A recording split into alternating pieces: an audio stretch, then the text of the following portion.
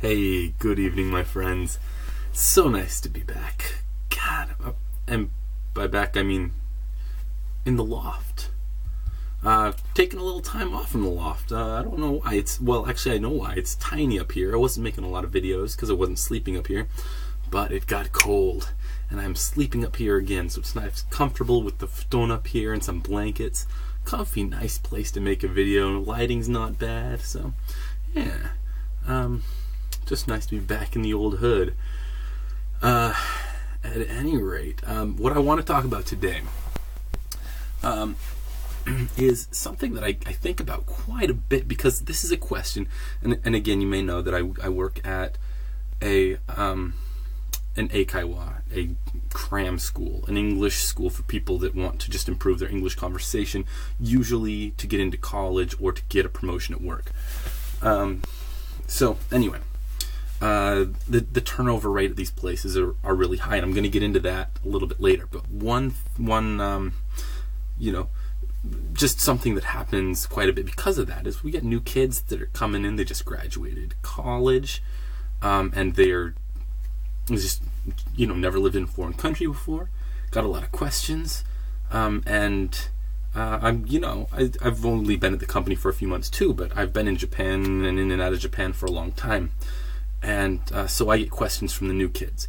And one question that I keep getting is, what's with the foreigners here?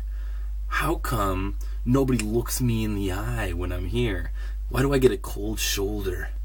And so I want to address this a little bit. I've touched on this before, but this feeling that so many foreigners just have unwittingly. Now, foreigners that make it for the long haul here in Japan, we're kind of like-minded people. You know, we tend to be open-minded. We tend to be friendly.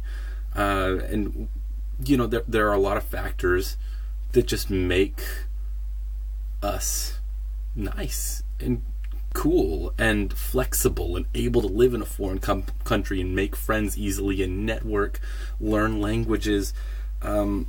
You know, it's not a closed-minded, unintelligent person that's able to make it here in a foreign country like Japan in the long haul.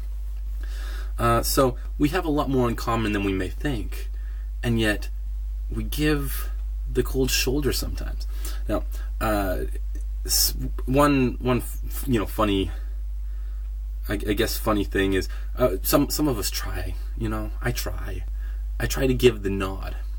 You know, sometimes we talk about the gaijin nod, just acknowledging that somebody else is there, you know, doing the same thing, having the similar experiences as you. But I realized recently that my nod has become kind of a condescending bow, and I don't do the upward Western nod anymore. I accidentally do like this condescending bow, as if to say, you know, I do this now because I'm more Japanese than you, and it's got like the total opposite effect of what what we're trying to convey here. Now, here's why this phenomenon happens. Why do we feel like we have to judge other foreigners who's more Japanese than the other one? We do it unwittingly because we're nice people. I'm nice. I love hanging out with foreigners. I have a great time with a really, you know, cool, open-minded society community of foreigners in my neighborhood, and no problem with that. Why does it happen? Well, in my opinion, I can base this off of my own life. I am living my dream. I knew when I moved back here recently that this is where I wanted to be. I know that I live well when I live in Japan. It's not about the money. I make okay money. I'm certainly not hurting, but I'm just happy. It's people that I like, it's experiences that I like, it's language that I like, and food and drinks. I get treated well here. I'm living my dream. And if everyone experienced what I did, it wouldn't be my dream. Yeah, and I listen, I know how that sounds. I get it. I know how that sounds. And I want people to come here. I want people to know what I mean. But if everybody does, it's not going to be my dream anymore, you know? And I think that that's where that cold shoulder comes from. Get out of my dream.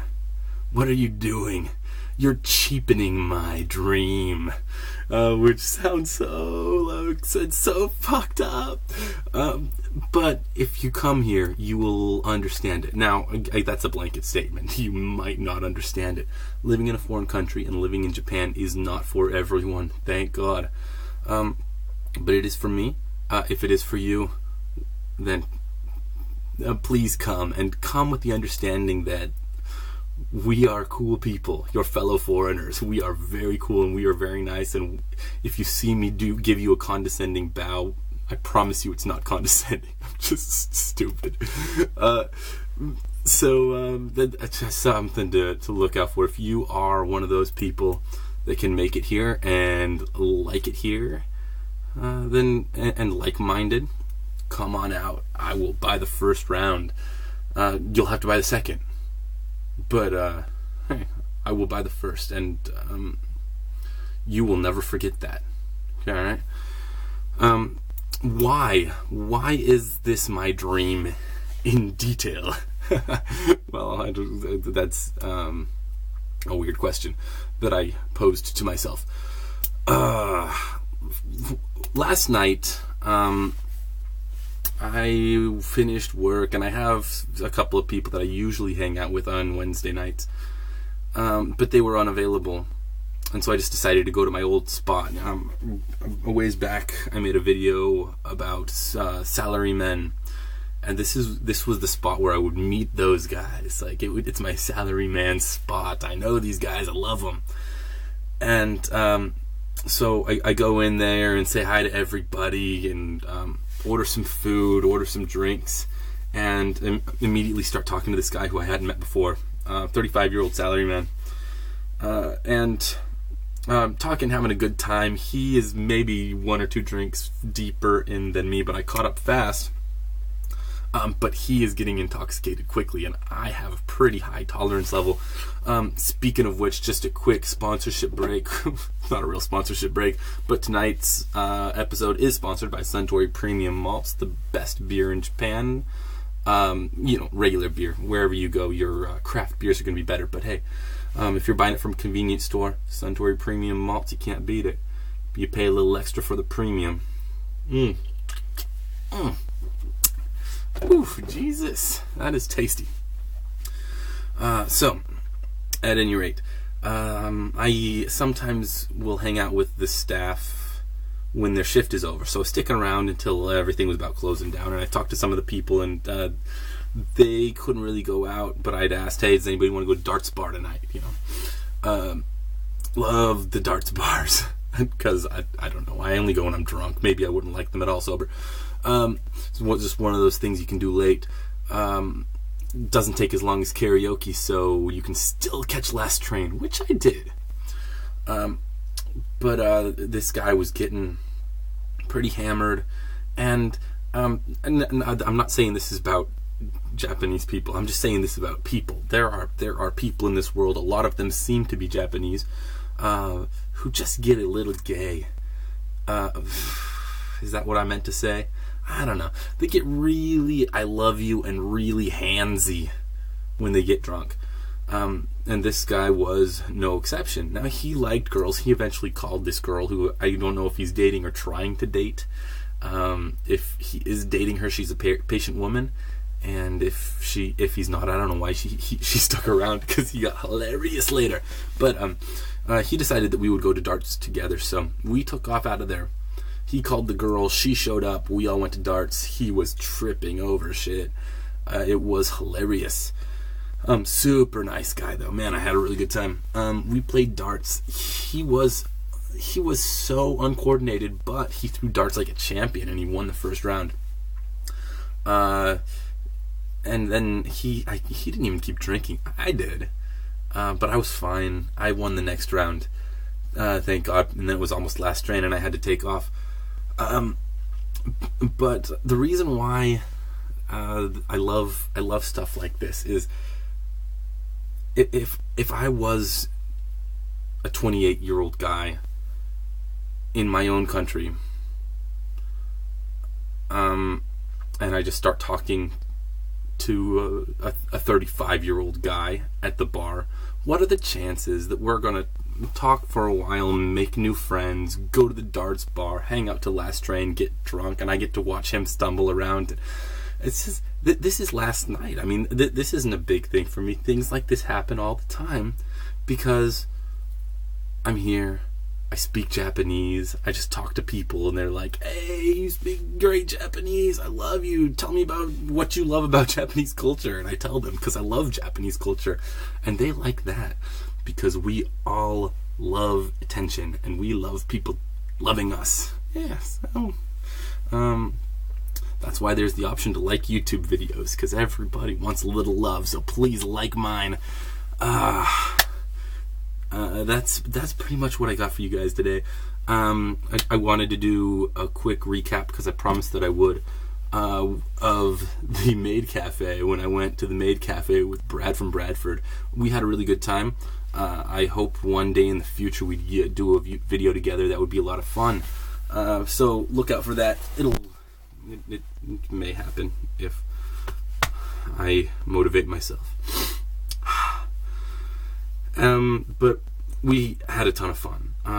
We ate a really cute parfait. We chatted with the girls, and the girls dance. They dance, they sing, they just wear cute outfits. They all look underage, even though they're not. They're probably older than me, but that's just the look that they go for. That's their demographic, just like tiny little baby face girls, which is not my thing.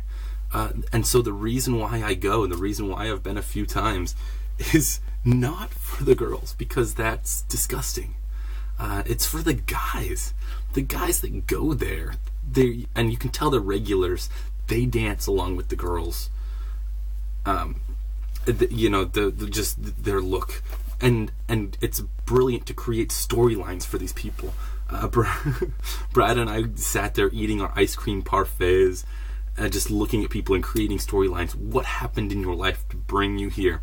There was also a really attractive woman, maybe in her late 20s, sitting by herself, enjoying just like bottle service of champagne, with the staff coming over to check on her and chat with her regularly, and we're trying to figure out what the hell her story might be. So anyway, a great time was had by all, and that was just a fascinating look at a subculture of Japan that will continue to be a mystery for years and years to come. And so should I go again, please do expect another video. Should anything unusual or interesting happen. Thank you so much, guys, for watching. I really appreciate it. Please subscribe. Please share. At least like. I mean, it's one goddamn click. Could you like the fucking video? I love you guys. And I will talk to you soon. Please comment and email me if you have any questions, because I love getting questions. That is EROJERO6, Jero6 at gmail.com.